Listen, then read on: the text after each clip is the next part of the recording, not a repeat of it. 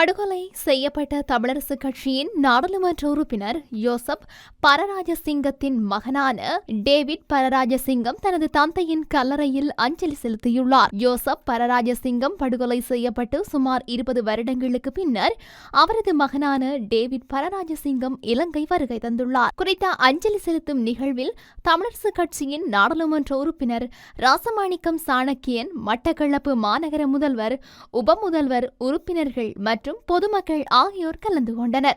எனினும் மட்டக்களப்பு மாவட்ட தமிழரசு கட்சியின் நாடாளுமன்ற உறுப்பினர்களான ஸ்ரீநேசன் மற்றும் ஸ்ரீநாத் ஆகியோர் குறித்த நிகழ்வில் கலந்து கொள்ளவில்லை. தமிழ் தேசிய கூட்டமைப்பின் உருவாக்கத்திலும் தமிழ் தேசிய அரசியலிலும் மிக பெரும் ஆளுமையாக திகழ்ந்த யோசப் பரராஜசிங்கம் 2005ஆம் ஆண்டு துணை ஆயுத குழுக்களால் கொல்லப்பட்டார். 20 ஆண்டுகளுக்கு பின்னர் அவரது மகனான டேவிட் பரராஜசிங்கம் தந்தையின் கல்லறைக்கு சென்று அஞ்சலி செலுத்தியுள்ளார். இதன்போது தமிழரசு கட்சியின் மாவட்ட மட்ட முக்கியஸ்தர்கள் குறித்த அஞ்சலி நிகழ்வில் பங்கு பெறாமை டேவிட் பரராஜசிங்கத்தின் குடும்பத்தினருக்கு மிகுந்த கவலையை ஏற்படுத்தி இருக்கலாம் என்று பொதுமக்கள் தெரிவித்துள்ளனர். நான் 20 வருஷத்துக்கு பிறகு இன்றைக்கு மட்டக்களப்புக்கு வந்தது. அப்பாட லாஸ்ட் ஃபியூனரலுக்கு பிறகு இன்றைக்கு தான் நான் வந்தது.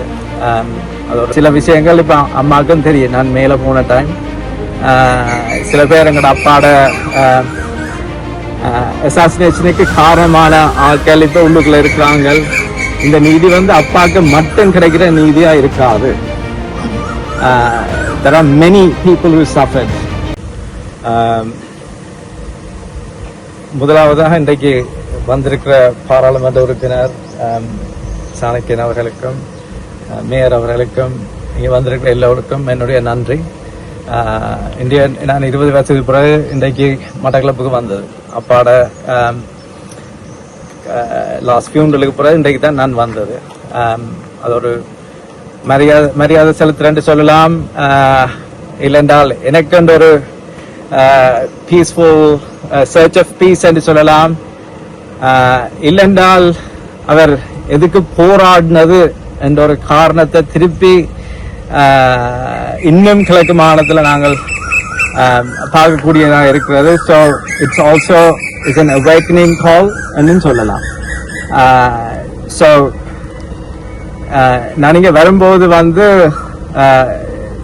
சில விஷயங்கள் இப்போ அம்மாவுக்கும் தெரியும். நான் மேலே போன டைம் சில பேர் எங்களோட அப்பாட அசாசினேஷனுக்கு காரணமான ஆட்கள் இப்போ உள்ளுக்குள்ள இருக்கிறாங்க.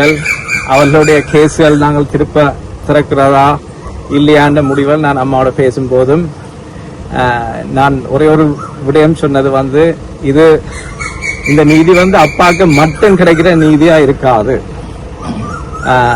There are many people who suffered under the hands of the Sri Lankan states as well as the other perpetrators, the people who betrayed the Tamil cause, the people who worked against the Tamil cause and the Tamil people. So I'm glad that I'm here today. ஏனென்றால் இங்கே இருக்கிற parliamentarian இப்போ சாணக்கியநாதன், mister சாணக்கியநாதன் is very vocal. எங்களோட இஷ்யூவை வந்து ஓப்பனா எந்த ஒரு பயமும் இல்லாமல் பேசுறதுக்கு வந்து எங்களுடைய நன்றி. I think the war is over. That doesn't mean the struggle is over.